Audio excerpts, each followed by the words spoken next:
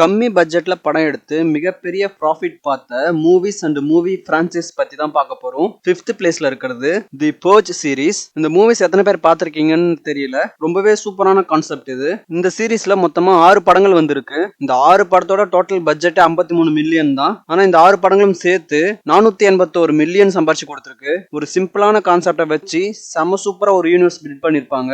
4th place இன்சிடியோஸ் franchise. இதுல மொத்தம் 5 படம் வந்திருக்கு. பெரிய விஎஃப்எக்ஸ்லாம் இல்லாம ஒரு சின்ன சூப்பர் நேச்சுரல் ஐடியா வச்சுக்கிட்டு ஒரு படம் பண்ணிருப்பாங்க. இந்த 5 படத்தோட டோட்டல் பட்ஜெட்டே 42 மில்லியன் தான். பெருசா இதுல செலவு பண்றதுக்கு எதுவுமே இருக்காது. எல்லாமே ஒரு வீட்டுக்குள்ளேயே தான் இருக்கும். பெருசா விஎஃப்எக்ஸ்க்கும் செலவு இருக்காது. அந்த 42 மில்லியன் வச்சு எடுக்கப்பட்ட இந்த 5 படங்கள் மூலமா 689 மில்லியன் சம்பாரிச்சிருக்காங்க.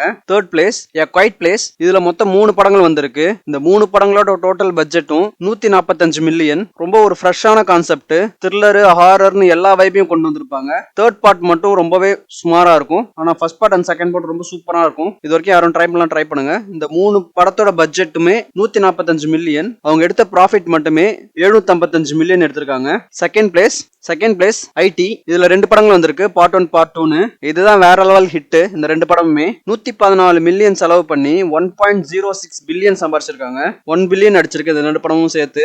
ஸ்டீஃபன் கிங் நாவலோட ஒரு பெர்ஃபெக்ட் அடாப்ஷன் இந்த படத்தை சொல்லலாம். செகண்ட் பிளேஸ் எனக்கு ரொம்பவே பிடிச்ச ஒரு ட்ராலஜி, தி ஹேங் ஓவர் ட்ராலஜி. மொத்தம் 3 படங்கள் வந்திருக்கு. அடல்ட் காமெடி மூவிஸ்ல இது ஒரு பெஸ்ட் பிரான்சைஸ்னே சொல்லலாம். இந்த 3 படத்தோட டோட்டல் பட்ஜெட்டே 218 மில்லியன் தான். ஆனா இவங்க சம்பாரிச்சது மட்டுமே 1.20 பில்லியன். மிகப்பெரிய ஹிட் இந்த 3 படமும். And first place the Conjuring universe. The Conjuring யூனிவர்ஸ்ல மொத்தம் 8 படங்கள் வந்திருக்கு. இப்ப கடைசியா வந்த காஞ்சரிங்கோட அந்த காஞ்சரிங் சீரிஸ் முடிஞ்சிருச்சு. ஆனா அந்த யூனிவர்ஸ்ல இருந்து நிறைய படங்கள் வரும்னு சொல்லிருக்காங்க. இது வரைக்கும் அந்த 8 படங்களுக்கு செலவு பண்ண அமௌண்ட் 263 மில்லியன். ஆனா இந்த 8 படங்கள் மூலமா அவங்க சம்பாரிச்ச ப்ராஃபிட் மட்டும் 2.4 பில்லியன். கிட்டத்தட்ட 2.5 பில்லியன் சம்பாரிச்சிருக்காங்க.